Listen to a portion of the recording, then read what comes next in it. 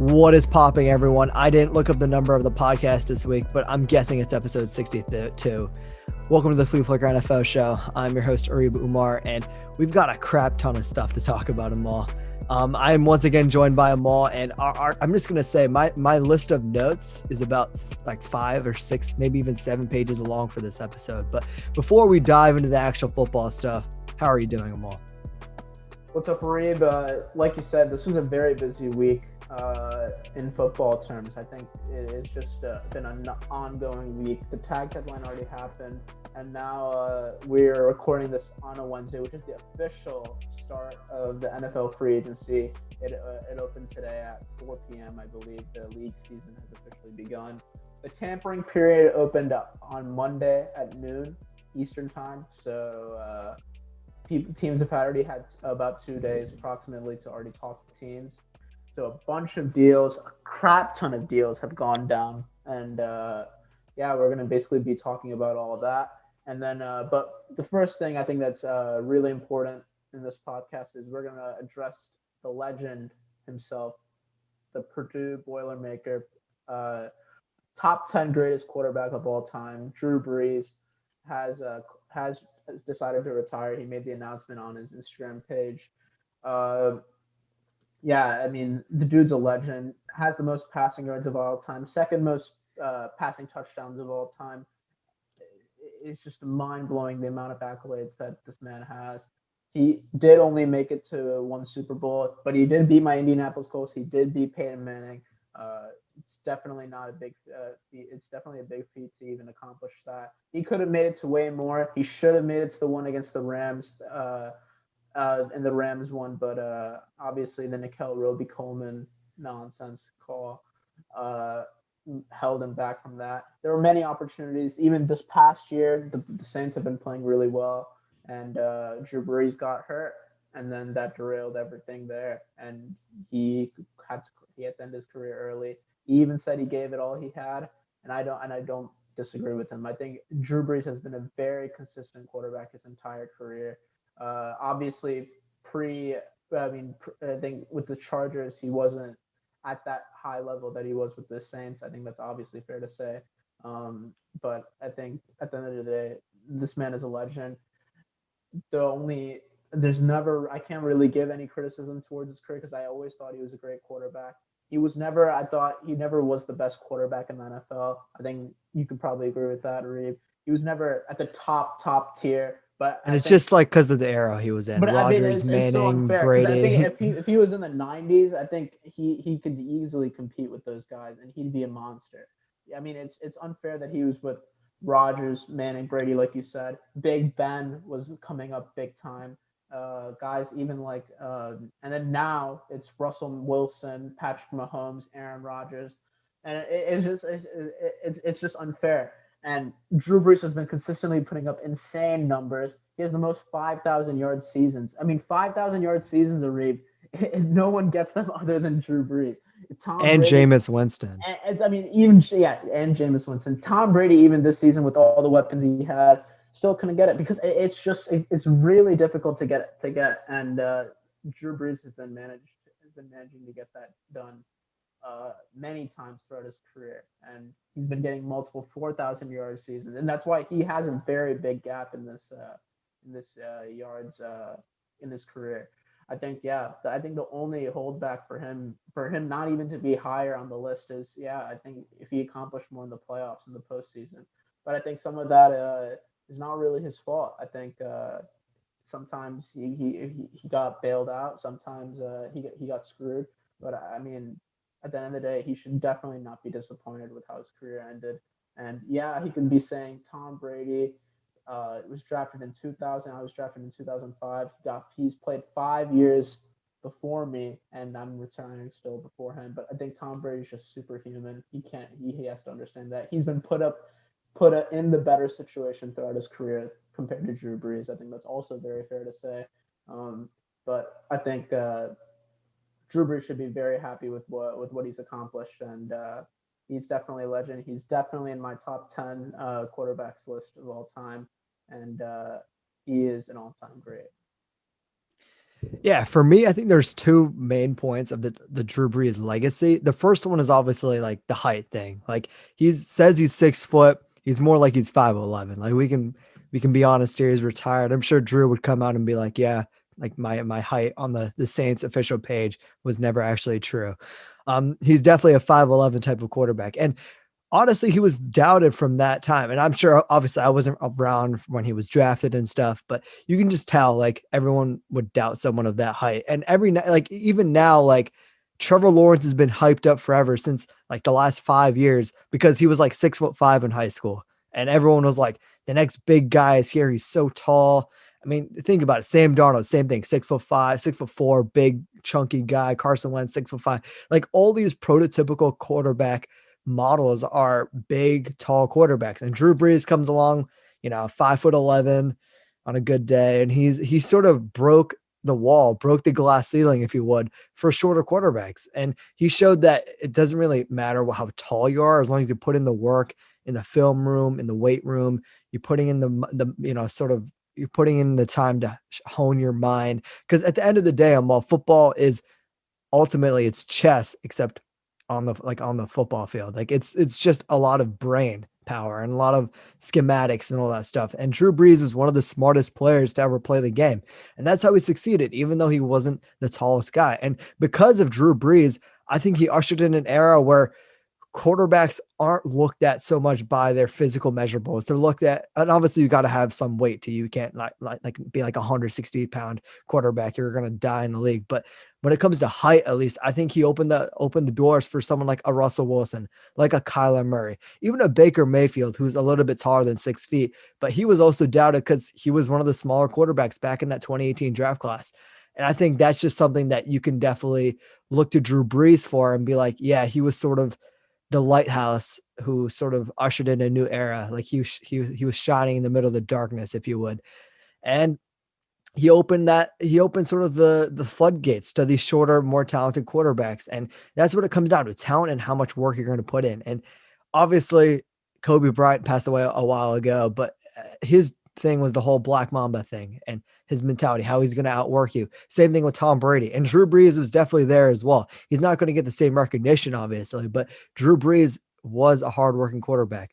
And I think he's going to sort of help these other quarterbacks who might be shorter. And he might be like, you know what, just work on yourself, work on what you can control. Because at the end of the day, if you work on what you can control, you'll be great in whatever field you choose to do, whether it be football or, I don't know, computer science or whatever it might be. And the second thing of his legacy, I think, was obviously he came to New Orleans in a tough time, right after Hurricane Katrina and all that stuff happened. And like it was just sort of a dark time. And again, he was sort of a beacon of hope for that New Orleans Saints organization, who frankly they sucked for like forever. And Drew Brees came in, they won a Super Bowl, and the last like 5 years of them all, they've been like an 11-12 win team every single season. And he's just sort of he ushered in a new era of good football for the New Orleans Saints. But I think what's more important is that he left and he was doubted back in LA. He was replaced by Phillip Rivers.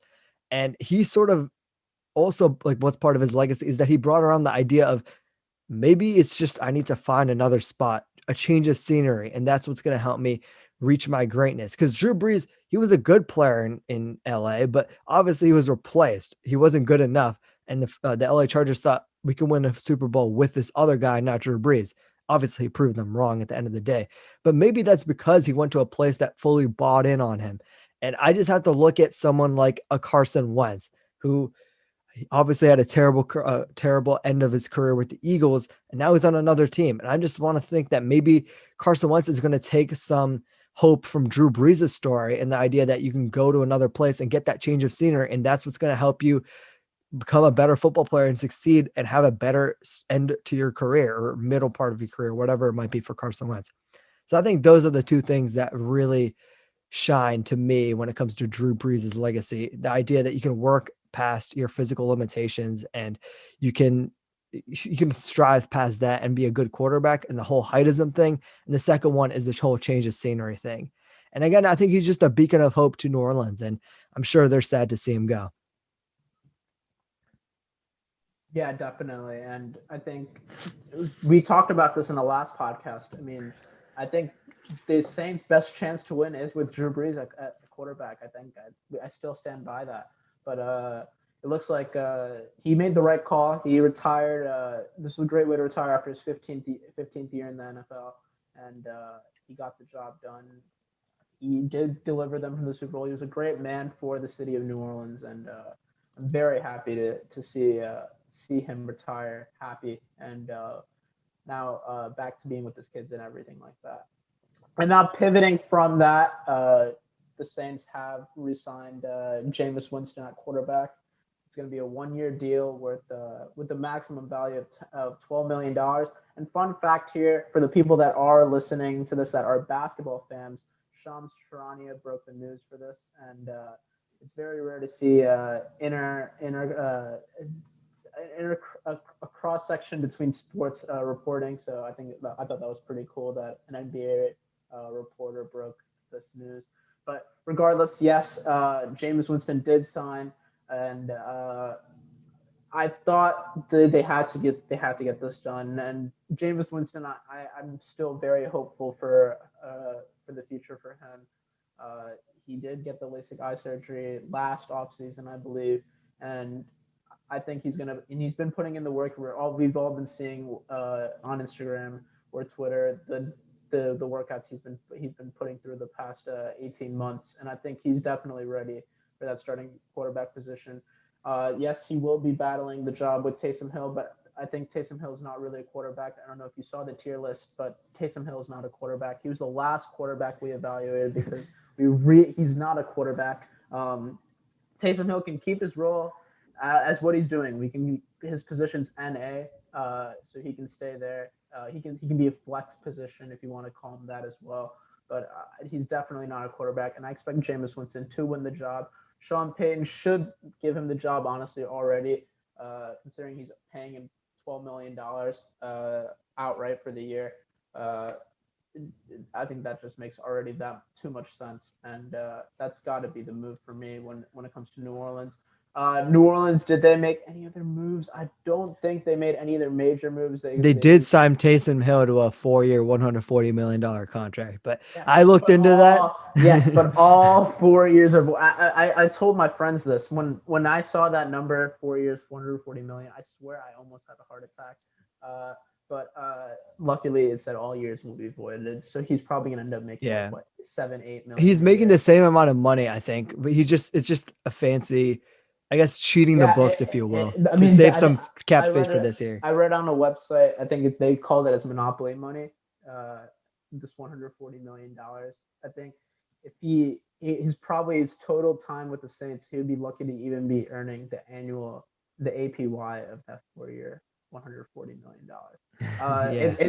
It's a crazy number, but I mean they have to do that for cap relieving reasons. The Saints, the Marcus Williams received the tag. We already talked about that, I believe, in the last podcast. But yeah, the Saints, that's all the major news, really. Like I said before, Jameis and Taysom Hill are going to compete for the job. And we both fully expect Jameis Winston to win. And we expect a competitive New Orleans Saints team this upcoming season, and give at least the Tampa Bay Buccaneers a run for their money and try to defend the NFC South title.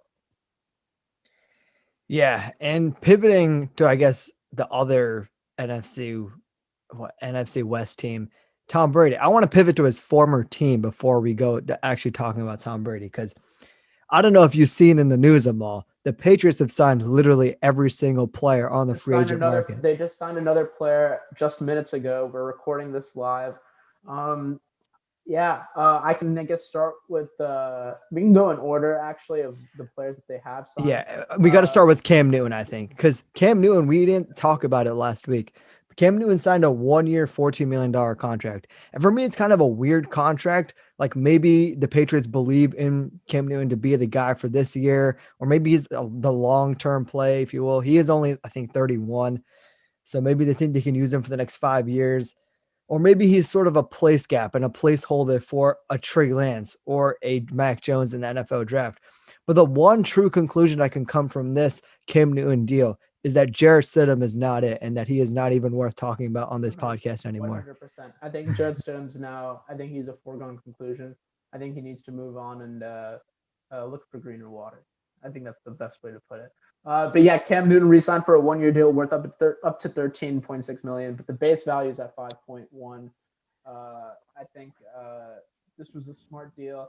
I think that they didn't want to just they wanted to give him one more year, and with their clear options that they're trying to make, I think it makes sense to make run it back for another year. Give him some more weapons. After that, they signed 2 receivers. They signed Nelson Aguilar to a 2-year contract with 26 million.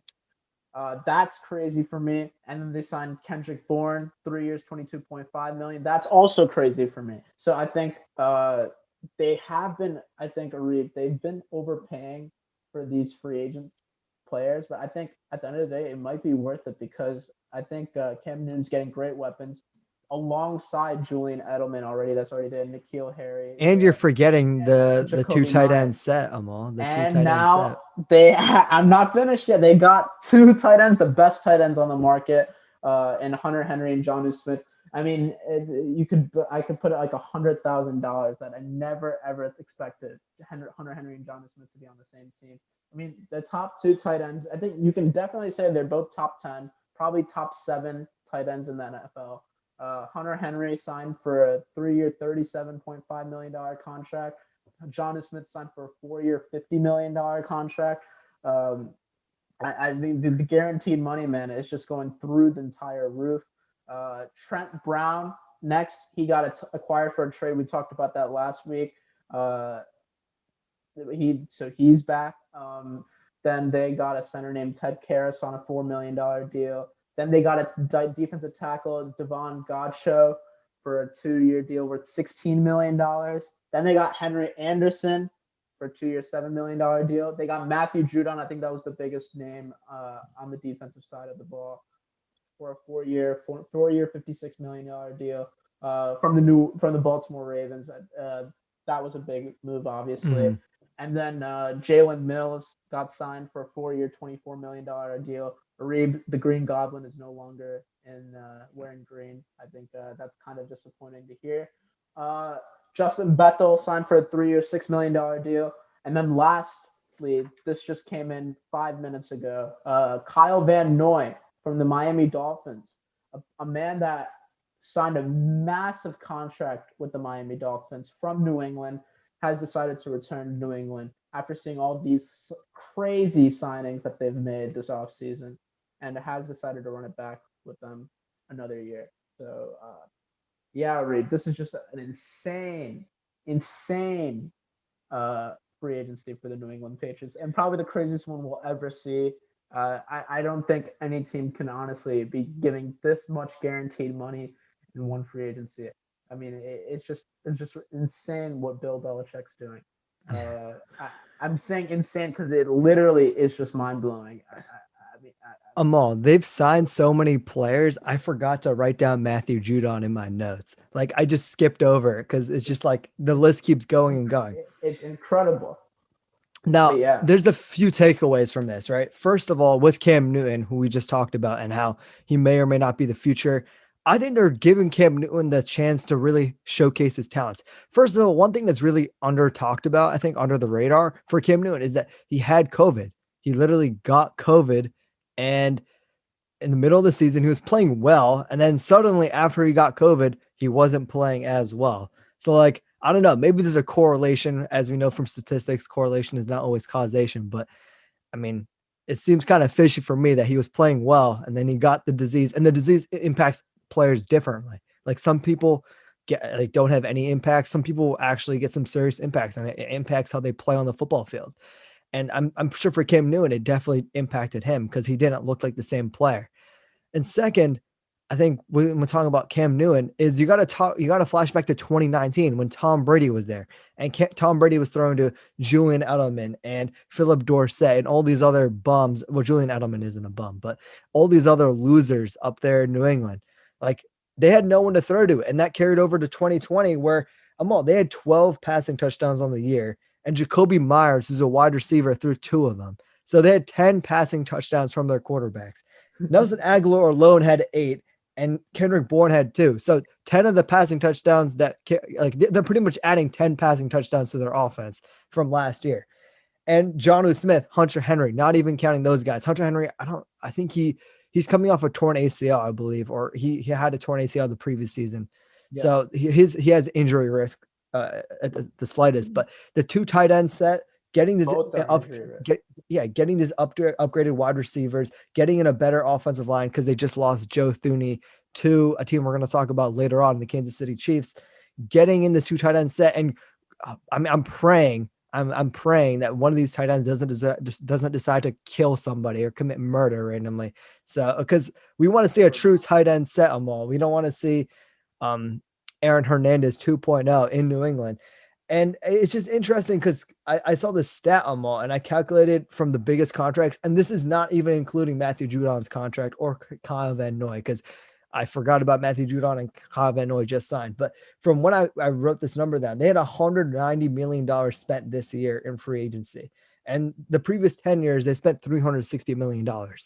So that's just a massive difference in between the amount of spending from this year. Like, I'm sure everyone's like, why the hell is New England signing everyone? Is this like irregular? It is extremely irregular because we don't see Bill Belichick pulling the trigger on these type of deals. And I've got to ask myself, because I looked at the schedule for 2021 and guess who faces each other? Bill Belichick is facing Tom Brady later on in the season. And I just got to wonder, maybe he just doesn't want to lose. And we saw obviously he doesn't want to lose, but I think that game definitely has some sort of extra meaning to him. And also we saw last year, Bill Belichick seemed more relaxed. He seemed more like okay with it. He didn't seem like he was chasing the win, if you will. He seemed way more relaxed. He went on the media and he was like, our roster just isn't good enough, flat out. And obviously he knew that. And now we're seeing him spend big time money to try to improve the offense, which has been stagnant, improve the defense by getting players back, and also getting players back from COVID in Dante Hightower and Patrick Chung. And yeah, those are older guys, but still that has an impact. This Patriots team is trying to rebuild really quickly and go for a Super Bowl run. In all honesty, that's what it's looking like from the outside eye. And I've got to wonder if Bill Belichick is really taking it personal, if you will, that, you know what, Tom Brady won a Super Bowl without me. Now it's my turn. The media is doubting me. All that nonsense. Everyone knows that Bill Belichick is the greatest coach of all time, and he has nothing to prove. But I've got to wonder if he still somehow has a chip on his shoulder to the point where, you know what, he's out here to prove the haters wrong, if you will. And I think the third thing that really stands out to me more, and it stands out even more with Kyle Van Noy signing back with the Patriots. Free agents are coming to play for Bill Belichick. That's what it's coming down to. They're not. I highly doubt they're coming to play with Cam Newton because I frankly think Cam Newton's slightly washed. I don't think he's the top 5, top 10 player he was a few years ago. I don't think he's ever going to be that. One. He was top 1, Arif. Yeah, I don't think he's that type of player. Like if you're coming to New England, it's because you're coming to play for Bill Belichick. And I know lots of people were like, New England isn't going to be as hot of a free agent destination anymore because Tom Brady's gone. Clearly, we were wrong because they're still signing. And I've just got to think that maybe, just maybe, Bill Belichick is trying to go on a redemption tour. Yeah, I mean, the numbers for this Kyle Van Noy contract is also crazy. I don't know where they're pulling this money from, man. It's a 2-year deal worth $13.2 million. I mean, dude, like the money. I mean, and on top of that, this was also an interesting fact. So the Patriots, when they let go of Kyle Van Noy last year, they got a compensatory 4th-round pick, and now they have Kyle Van Noy back within a year, and they still keep that 4th-round pick. So, I mean, they're playing chess, not checkers. So I think I like what I'm seeing from the New England Patriots, and I think you're right. I think Bill Belichick definitely does have a chip on his shoulder, seeing that Tom Brady just annihilated everyone in the playoffs and led the Bucs to win the Super Bowl. So he wants to try to get them to that position. But like you said, I mean, it's hard when the franchise quarterback right now is not a stable. It's not in a stable position right now. yes, we could even expect Mac Jones to take over from Cam Newton next year, like or a Trey Lance or any rookie quarterback, because it's completely unknown what's going to happen with this Cam Newton situation. If he's back to normal, then yeah, I mean the Pats could go like 10-6, 11-5 if things go like completely to plan. Because these signings are all like really good signings. Yes, some are overpaid. Like Nelson Aguilar getting $13 million is something I'd never see in my life. I never foresee that. And after his play with the Eagles, you'd probably never foresee that either. But he got $13 million a year. Kendrick Bourne, I mean, these dudes are gonna be great. Like they're gonna be great targets. And Hunter Henry and Jonnu Smith are two elite. I'm not two very good tight ends. So I think he should have no problems here with succeeding on the offensive side of the ball. And And if he yeah, does them all, it's because Cam Newton is washed. and I think we're at this point now where if the Patriots do not succeed this year, it will be because of Cam Newton. And that's not a bad problem necessarily, but the thing is, it could end up being a situation like the Bears, where they get success everywhere minus the quarterback, and you don't want to see that type of situation play out. So I'd expect them, like you said, to probably draft one in this upcoming draft and see where things go. But yeah, we can move on. I mean, it's crazy because that's probably the most impressive team so far. But we can move on to the another team in that division, and that is the New York Jets. And they've also gone relatively crazy. Uh, we already talked about Marcus May last week. He received the franchise tag. They signed Gerard Davis, former top 10, so former first round pick with the Detroit Lions on a 1 year, $7 million deal. They got Josh Adams, the former Eagles running back, and the main Corey signings Davis, they a had, man. yeah, is Corey Davis on a 3 year, $37.5 million contract. That was a big time deal. I mean, it's a big loss for the Titans too, considering that that's a big player to lose, man. And Corey Davis did bounce back and had a good season this past year. So, 37.5 million for 3 years. I mean, it's not. I think that's pretty. That's not bad. That's pretty reasonable. I think. I mean, if the Aguilar is getting 13 mil a year, I don't see why Corey Davis can't. So, yeah, I'm okay with that. And then the next one, Carl Lawson, signing a 3 year, $45 million deal. Carl Lawson's a very underrated defensive end. He was probably one of the players that I wanted the Colts to get, honestly.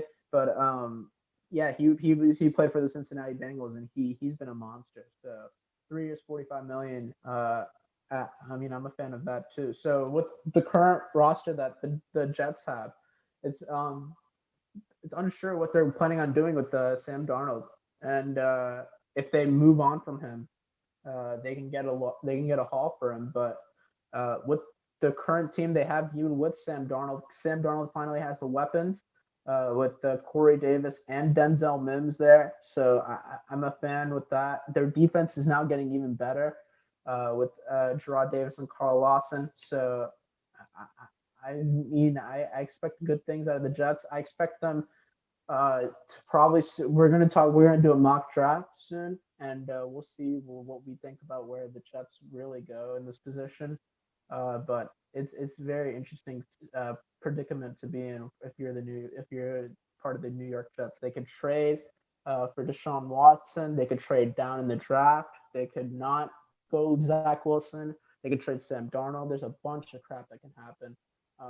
And we just have to see that unfold. But I mean, they're at least setting the foundation right, and Robert Saleh knows what he's doing. Yeah, and you hit on Robert Saleh, and I was waiting for you to say his name because he clearly knows what he's doing. And before we go to Robert Saleh, though, I want to just talk about the failures of Sam Darnold. And obviously, the biggest failure that the Jets had was not like cutting or getting rid of Adam Gase like a year or two, or even bringing him in like period. Like that was their biggest mistake. But the second one was they just didn't really have a strong offensive arsenal when it came to what they had for Sam Darnold to throw the ball to. I mean, their number one wide receiver was Jameson Crowder and a rookie Denzel Mims. like Denzel Mims is hurt. Now, Maul, he's going to have Denzel Mims year 2, who I was really high on coming out of Baylor. Corey Davis, who almost had 1,000 yards last season. You're improving the offense and you're trying to learn from the mistakes of the previous organization, which is what Joe Douglas, who is the current GM, is doing. He realized that, you know what? We can't succeed if we don't have pass catchers, and I'm going to go out and get pass catchers. And I just really like what the Jets are doing. I think they're building a really strong foundation with Joe Douglas and with Adam Saleh. He's a great motivator, great defensive mind. And I think he's going to get his players to play for him. And I don't think that's something Adam Gase really had. He didn't have this personality around him. He didn't have this aura. He didn't have the guys fighting. And I think Adam Saleh can do that. And then I think one thing that's kind of going under the radar on Maul is Mike LaFleur, the offensive coordinator, rather, coming from Kyle Shanahan's offense. That's only going to improve your team. He's from the Niners coaching tree. He's brothers with Matt LaFleur, the Green Bay Packers head coach. This guy is our offensive mastermind. In all honesty, he was definitely the best offensive coordinator on the market when it came to finding those jobs. And he followed Adam Saleh here. So he clearly believes in what he's doing. You have another great offensive mind there who's going to help whoever the quarterback is, whether it be Sam Darnold, Zach Wilson, Justin Fields, Trey Lance. This shit goes crazy in the draft. You have CJ Mosley coming back from COVID. You have Quinnen Williams, who had a great second half of his second career. And he's just going to get even better with Adam Saleh, I'm sure. Ashton Davis, Carl Lawson, who you mentioned, Mekhi Becton going into his second year, who was really good. Marcus May. There's lots of good pieces on this Jets team. And I don't think they're going to be like a Super Bowl team or even a playoff team this year, but I think you're going to build the foundation for Sam Darnold or whoever the quarterback is. You're just building a strong foundation for whoever that is to go into 2022 and 2023 with the chance to be a true playoff team if you make the right moves. They're handling their cards really well. And I like what they're doing in New York. Definitely. I think you're absolutely right there. It's interesting to see that entire division's been making crazy moves. And it's interesting to see how that division turns out. And honestly, Arib, we still have a lot to talk about, but I just can't wait for this upcoming football season, man. Oh my gosh, this is just going to be a crazy, crazy season. Next team is Tom Brady's team, indeed, the Tampa Bay Buccaneers. Finally, we're going to pivot from the AFC East and going back down to the NFC South, where we started. And Tampa Bay Buccaneers. We started off obviously with Chris Godwin. He received the franchise tag. I'm assuming they'll probably work out a deal though at some point. But I think our main concerns here, Reeb, were they going to bring back the entire crew? And it looks like they did. They did. Yeah. I mean, obviously, Ndamukong Suh hasn't been re-signed yet. And he's negotiating right now. And also Antonio Brown, from what I'm hearing from Bucs reporters, he is also negotiating. Yeah, so I'm just going to skim over this real quickly. Shaquille Barrett, defensive end, star defensive end, 4 years, $72 million. Levante David, star linebacker, 2 year, $25 million. Chris Godwin, like you said, franchise tag. Rob Gronkowski running him back again for another year, 1 year, $10 million deal. You have Tom Brady restructuring his contract to make room for these guys. Mike Evans restructuring his contract to make room for these guys. And Ndamukong Suh negotiating right now. And Tony Brown negotiating right now. It's just like running, like we talk about running it back, right? But this is running it back to a level that I think we've only seen with the Chiefs and probably the 2013-2014 Seattle Seahawks. Like when it comes to bringing back that entire roster, essentially, and the entire core, and making another Super Bowl run. Like, in all honesty, the Bucs should be Super Bowl favorites. And unless Tom Brady falls off the Max Kellerman cliff, which I highly doubt is going to happen, they should be front runners. And if I'm betting, I'm going to bet money on them. But the thing that's interesting for me, Amal, is that Tom Brady he didn't really take a pay cut, I think, but obviously he's known for taking a pay cut. He did restructure his contract, increased the cap space rather by $19.3 million. And it's interesting looking at Tom Brady, who was taking all these pay cuts over and over again. And we've all seen the meme, I'm sure, on Instagram, where it's like all these quarterbacks are taking a ton of money and then not like wondering why they're not winning. But it's kind of facts, Amal. Russell Wilson took tons of money, hasn't won shit. Aaron Rodgers hasn't done anything. Drew Brees got a big contract, didn't really win as much as he should have. Big Ben, same thing. So I've got to really wonder, like, what's sort of in store for the future of quarterbacks such as Dak Prescott, Deshaun Watson, and even Patrick Mahomes, who I think is an Aaron Rodgers 2.0. Like they all have huge money deals. And I just got to question if like whichever team Deshaun lands on would obviously Mahomes will stay on the Chiefs, Dak will stay on the Cowboys, but are these teams going to be legitimate contenders? I don't think they will, because they took that big money deal and they essentially handicapped their team. And it's just, again, another crazy thing when it comes to Tom Brady. Like he was willing to take the pay cuts, obviously, because his wife is rich, like he can afford to do it. But it's still crazy, like the perfect storm of things that had to come together for this guy to be great. Like he was willing to, I mean, he could have been selfish and taken the money still. He could have been like, screw that. I only can play this game for 20, maybe 25 years, maybe 30 if you're Tom Brady, but I can only have a limited time to make money. And I just want to get the most amount of money as I can. I don't care about winning, but clearly Tom Brady cares about winning. And he's brought that mentality to the Bucs, and now they're essentially running it back again in full force. Definitely, I think you hit it right on the head, nail right on the head. I think they've built the foundation already and the success to win, and they're bringing back the players that helped them get there. And Chris Godwin, he will be. If he leaves, that would be awful next year. But he received the tag, and I expect him to fully stay. Gronk, I think it's interesting. Gronk with the 8 mil. I don't know if he's worth 8 mil still, but he had a great Super Bowl performance, so he's gonna obviously get leverage in that situation. So fair play to him. Shaq Barrett and Levante David are 100% worth the money. Those guys were absolute beasts on the defensive side. And yeah, I think Tom Brady taking a pay cut. I think similar to like the Taysom Hill deal, except it's Tom Brady, not Taysom Hill. It's all voidable years in his contract.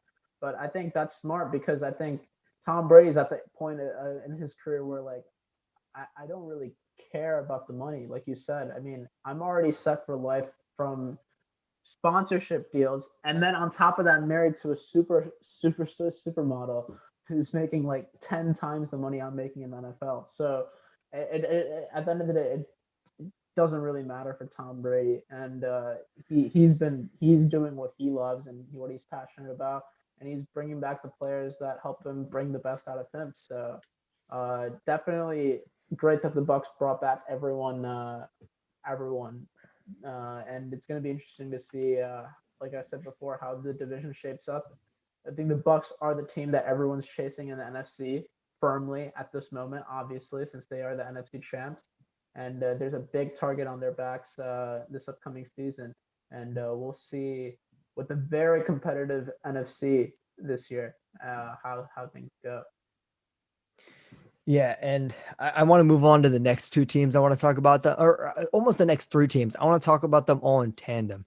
And I'm going to start with the Chargers and Chiefs. And I want to start with them because I've got positive things to say about them, Mom. The Chargers had the worst offensive line in all of football, right? And they saw that it was clearly hindering Justin Herbert's success. And that being said, he still won the Offensive Rookie of the Year and broke the rookie passing touchdown record. But he could have been even better with a better offensive line. You could have run the ball better. You could have won more games. And that's what you're getting paid to do. I mean, you're getting paid to win games, right? So they went out and signed Corey Linsley, the former center for the Green Bay Packers, in a 5-year, $62 million deal.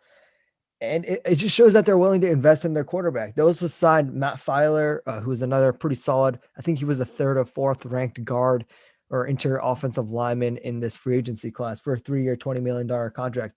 And it just shows that they're willing to support their quarterback. The Chargers are willing to go out and spend money, big time money, and invest in their quarterback. And the Chiefs, they've recently released Eric Fisher and Mike Schwartz. I'm forgetting his name. Mitchell Schwartz. And they saved $19 million in doing so, right? And everyone's like, the Chiefs are screwed. Their offensive line is going to be completely like destroyed. They're not going to be able to do anything. Guess what they did? Andy Reid decided to go out and invest in his quarterback.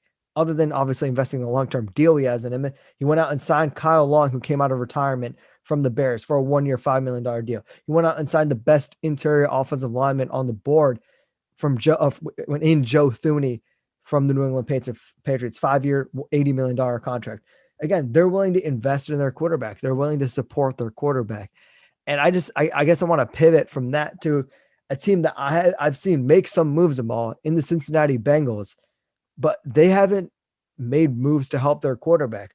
And they've made two big moves recently that the Cincinnati Bengals, they signed Trey Hendrickson from the New Orleans Saints, who is a defensive pass rusher, and they signed Chidobe Awuzie and Mike Hilton to replace their cornerbacks in Cincinnati.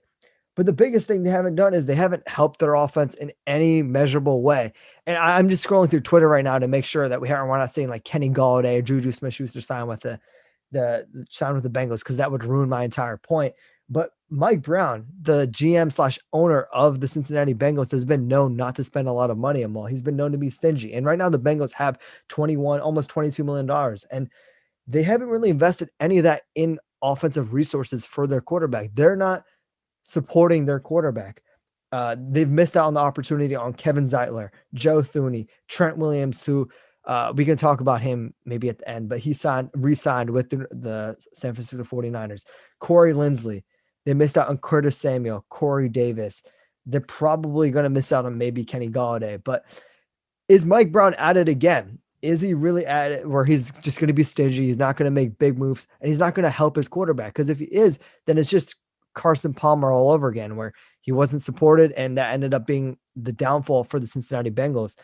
And before I sort of hammer the nail in the coffin for the Bengals, I've got to say there are names on the market that they can sign right now. Kenny Galladay is one, Juju Smith-Schuster, Alejandro Villanueva, the offensive tackle from the Steelers, Will Fuller, who has almost gone under the radar from the Houston Texans, Mitchell Schwartz, and Eric Fisher.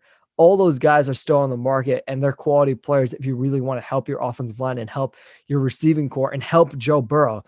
And I've just got to wonder, does Mike Brown have the foresight and the ability to look past his stinginess and, be like, I got to invest in this quarterback because that's the only way I'm going to win, because the Chargers are doing it. The Chiefs have already done it, and they're going to keep doing it. And I just don't see the Bengals doing it right now. Yeah, you covered a lot of teams there, and I'm going to start first with the team that you mentioned first, and that's the LA Chargers. The Chargers, we said it very clearly, even in the mock drafts, their biggest need is by far offensive line, and Corey Linsley is probably the best answer you could possibly have to that problem. Great center, elite center. We talked about Vera Tucker, I believe, in our mock draft. He signed, and Corey Linsley is probably the best, if not, he's top 3, maybe top 2, or even the best center in all of football. 5 years, $62.5 million deal. I thought that was great price on him, and I think that's a step towards the right direction when it comes to protecting Justin Herbert. The next team you talked about was the Kansas City Chiefs. Yeah, people thought it was quite crazy that they cut Mitchell Schwartz and Eric Fisher. Eric Fisher wasn't going to play the entire season, so there was no point in actually keeping him. And Mitchell Schwartz was going to miss. I mean, it's a waste of cap at the end of the day, and they replaced them with great players. Joe Thuney, great guard from the New England Patriots, 5 years, $80 million contract, and he's been very good. He's a very reliable guard. And then Kyle Long, who came out of retirement from the Bears to play for the Kansas City Chiefs. That was also a great signing. So if things work out well in Kansas City, they're back to having a great line and protecting Patrick Mahomes. So I'm a fan of what the Kansas City Chiefs are doing. And then when you talked about the Bengals, yeah, you talked about Awuzie. I was a fan of the signing because he's a young player who has high potential. The Trey Hendrickson signing, I thought that was slightly overpaid with the 4-year, $60 million contract. Mike Hilton, I think they're clearly addressing the defensive problems here. But like you said before, I think Kenny Galladay is linked to the Cincinnati Bengals. I think the wide receiver need is a must here. They lost John Ross this offseason, and they lost AJ Green. They do still have Tyler Boyd and T. Higgins, but I think Kenny Galladay joined Joe Burrow would be a very happy guy. And It'll bring him back to the LSU days there for sure. So yeah, I would recommend. Yeah, I mean they already offered him Kenny Galladay, and if I was Kenny Galladay, I wouldn't be stupid and pick the Giants over the Cincinnati Bengals. I truly do believe this. I think Cincinnati Bengals have a way brighter future than the New York Giants at this very They moment. also have a better quarterback, Amal. We've seen Allen Robinson It's not have even doo-doo close. quarterbacks his It's entire not even career. close. It's not even close. Yeah. I Kenny mean, Galladay has to ask himself the question, in my opinion. Is he in it for the money and living in the fancy city, or is he in it to have success and have a good quarterback and win football games? Because if I'm him, I would choose the Bengals in a heartbeat because I have the significantly better quarterback. agreed. I'd pick Joe Burrow and the Bengals in a heartbeat. And yeah, I'm with you on that. And then lastly, we have the Washington football team. The Washington football team did make some moves. We talked about it, I believe, a week or two ago with Taylor Heineke. He re-signed, and he's part of the Washington football team. He's re-signed, and he's now fully locked in. And there's Ryan Fitzpatrick, who's signed for a 1-year, $10 million deal. I think he's going to be the starter. I'm a fan of the signing, Reeb. I think he's probably the perfect quarterback for the Washington football team at this very moment. They're a team that has a very strong defense, and Ryan Fitzpatrick could play that Alex Smith role, and he can probably play it a little bit better than he could. And I think he could definitely keep things smooth and sailing with the Washington football team. So I like that. They re-signed Lamar Miller, and they got Curtis Samuel. Curtis Samuel and Terry McLaurin were roommates at Ohio State, so I thought that was really cool that Curtis Samuel and Terry McLaurin are back to playing together. And Curtis Samuel signing for a 3-year, $34.5 million deal. And I think this was a very big improvement, and this was a great signing because I was tired of seeing guys like Chris Sims, Chris Wims getting these receptions, and then Terry McLaurin would just be getting clamped because they were double teamed the poor dude, and they kept on targeting him. But I mean, now you have Curtis Samuel, so that hopefully spreads the field out a bit more. And Curtis Samuel was one of the higher wide receivers that I had on this NFL draft, NFL free agency market. And I was happy that a team like the Washington football team got the opportunity to get him. They addressed obviously the cornerback position here, and they got William Jackson III signing. He was also from the Bengals, I believe. 3 years, $40 million contract. Great move, I'd say. And lastly, they obviously tagged Brendan Sheriff, the guard from the guard, and he got the franchise tag. But yeah, Reed, this all seems very interesting. What the Washington football team's doing, they're definitely competing uh, hard and trying to become competitive in this NFC East division. Yeah, and they made the playoffs last season, so they have a reason to compete. Like it just makes sense. They probably have the best team from probably the top to bottom when it comes to like overall roster position, Mm-hmm. taking out their quarterback, of course. Um, I've got to ask though, I like all these moves. I really like Ryan Fitzpatrick there. I like Curtis Samuel playing for Ron Rivera once again. I like a lot of these moves. My question is, are the Washington football team, are they going to go all in on 2021 and try to make the playoffs and build a stronger foundation? Or will they go out and try to get a Marcus Mariota or draft someone in the draft, a Mac Jones, a Trey Lance, trade up, whatever it might be? Will they find their quarterback of the future, or are they content just sort of trying to make the playoffs this season and maybe win a game? That's my question for them. Yeah, I mean, I think Marcus Mario is completely thrown out the window because even Marcus Mario, I don't know if he's a long-term solution yet. You can't bet on that. Even with a guy like Ryan Tannehill, that wasn't a long-term solution for the Titans at the time. They signed him as a simple backup that had potential to be a starter, and that worked out for them. And now he's there long-term. So with Fitzpatrick's obviously a short-term solution. I would expect them with Fitzpatrick to go all in. I mean, you don't go sign all these guys to not go all in. That being said, it still wouldn't surprise me if the right guy falls down. I mean, the Washington football team picks at 20, so they'd have to probably trade up.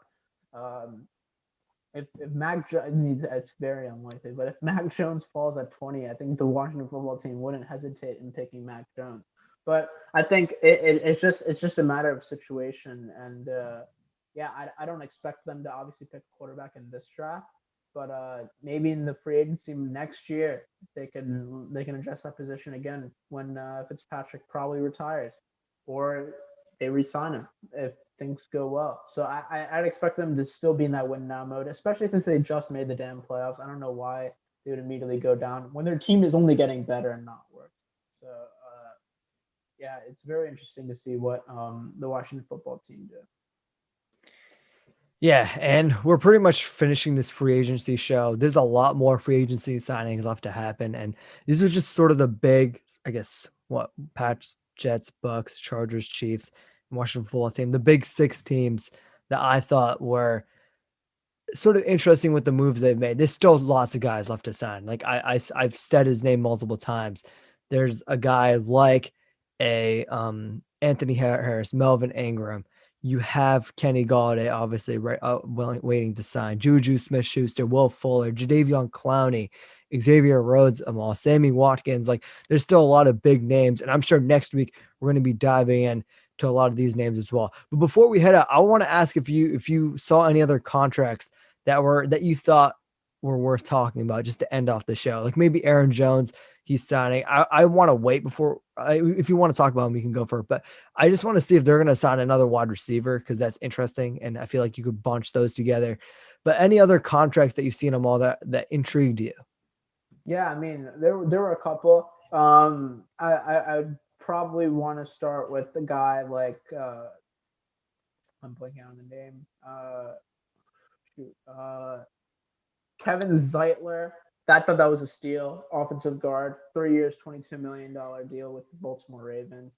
I thought that was definitely worth the value, and they addressed the offensive guard need. And yeah, with all this Orlando Browns problems that's going on, uh, definitely a great signing there.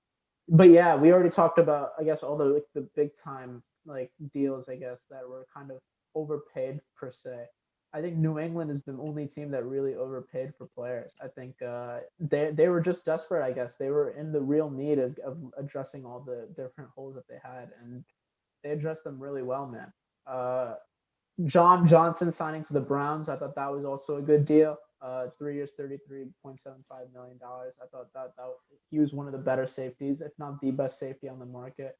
So John Johnson signing with the Browns was also a really good signing.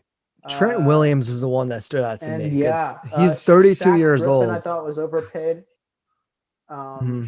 Shaq Griffin, I don't know if 3 years, 44.5 million. I don't know if he's worth that much.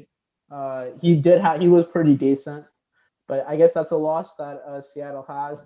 Bud Dupree, I wasn't a fan of that signing either. 5 years, 85 million. I think that's ridiculously high.